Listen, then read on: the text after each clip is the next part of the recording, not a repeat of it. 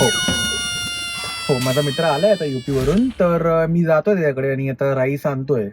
आता आपल्याला महिन्याला तर 10 किलो लागतं ना, म्हणजे 10 किलो आता आणू, परत पुढच्या महिने 10 किलो आणू आणि प्रत्येक महिन्याला तेच करत राहू. बाबा म्हणतात 120 किलो आण, वर्षभरात एकदमच आणून ठेवू. अगं 120 किलो आणल्यावर माझ्या कंबरड्याचं काय होईल? 120 वेळा त्या फिजिओथेरपिस्ट कडे चक्रा मारावं लागतील, त्याचं काय? नाही नाही नाही, थांब मी बघतो, मला काय करायचं ते करतो.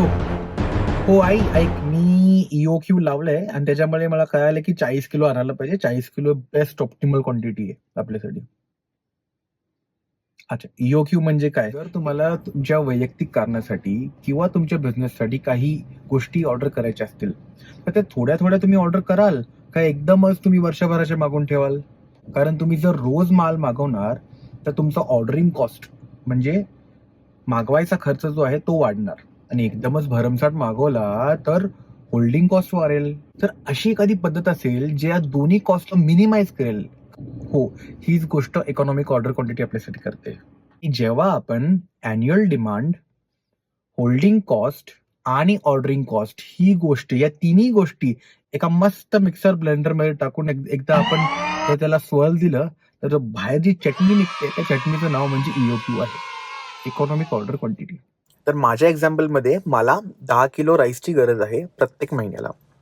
आता एका वर्षात 12 महिने असतात, म्हणजे मला टोटली 120 किलो राईसची गरज आहे आणि प्रत्येक ट्रिपला माझे 40 रुपये समजा तर खर्च होत असेल. आणि जेवढा पण राईस मी आणतो तेवढा राईस मला जेव्हा मी घरी ठेवतो तर ते होल्ड करायची जो एक खर्च आहे तर तो मी 6 रुपये प्रति किलो पकडतो.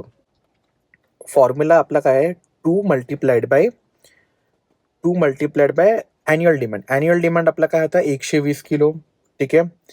त्यानंतर आपल्याला पर ट्रिप कॉस्ट काय होती 40 रुपये. ठीक आहे. आणि डिनॉमिनेटरमध्ये काय होतं तर आपला होल्डिंग कॉस्ट. ठीक आहे. होल्डिंग कॉस्ट काय होता 6 रुपये प्रति किलो. जर मी बघितलं तर उत्तर आलं 1600. 1600 स्क्वेअर रूट येतं 40. ह्याचा अर्थ इकॉनॉमिक ऑर्डर क्वांटिटी आहे 40. तर total cost is minimum at economic order quantity. तुम्हालाही जर मजा आली असेल EOQ बद्दल जाणून घेऊन तर सबस्क्राईब करा. बघा, नाही तर आपली भेट होईल नाही होईल परत.